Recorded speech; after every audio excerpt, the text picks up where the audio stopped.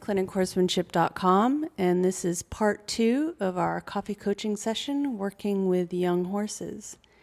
Once you're able to get your horse to move around you in each direction, stop and face towards you and change directions, you can move on to some other basic groundwork. One of the exercises I like to do is just tossing the rope on your horse, or you can even use the flag to touch them, and then getting them to stop parallel to you. And it really helps establish a nice soft feel and is a good test to how in tune with each other you are. Rope overwork is a great thing to do to get your horse used to a lot of different things going on, and again to establish a nice soft feel and getting them to follow your feel. So this one, they go across the back, so they get used to following your feel and having something go over their back and staying with you.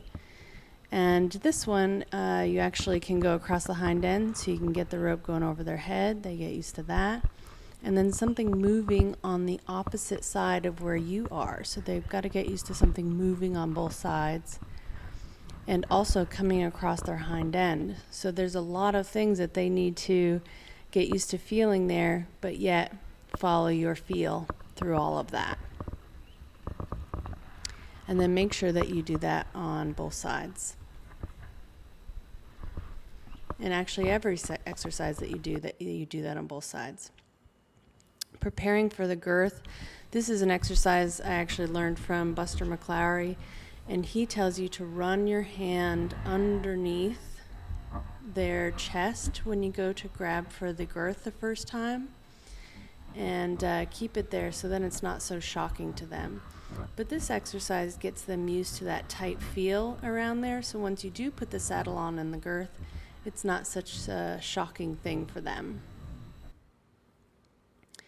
Walking your young horse around scary objects really gets them tuned into you, like walking over tarps, and then just being exposed to things they've never seen before.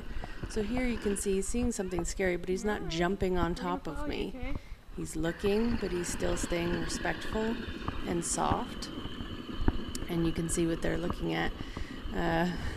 It is my kids in their mobile car and my daughter jumping around.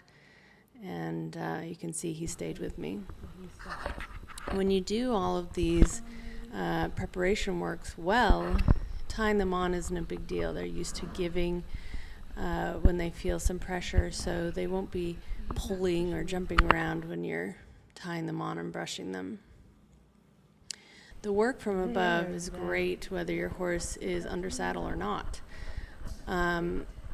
It really gets them used to trusting you above, and if you can get them to stay parallel to you on each side and walk up staying parallel, and then you can touch them all over, it really takes you far as their trust with you.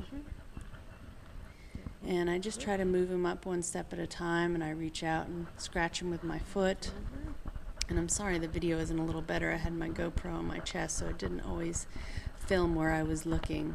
But you can at least get an idea of what I did. And here, just tossing the rope over his back again from above, and do that on both sides. Now you can work with your young horse with the saddle and the saddle pad. And even though he's not old enough or ready to be ridden, I can still get him ready for that. So toss the saddle pad on just as you would toss the saddle on, so they get used to that movement, so it's not so shocking when you get the saddle on there. And that's how I did the saddle pad, and you do the same thing with the saddle, and also doing the girth the same way I showed you with the rope. And I leave the leather that I have left in the latigo hanging down, so they get used to something touching their legs as well when they walk around. And I just take the halter off and let him move around on his own. You don't have to chase him around the round pen or anything like that. He's young and he can just get used to carrying the saddle around. And now your horse is ready and prepared for when you are ready to ride him. If you have a question for Clinic Horsemanship, be sure to go to ClinicHorsemanship.com and click on the orange button, and you'll be able to ask us a question with a voicemail. You're also welcome to send me an email or leave a comment, and I will go through those for your questions as well. See you next week.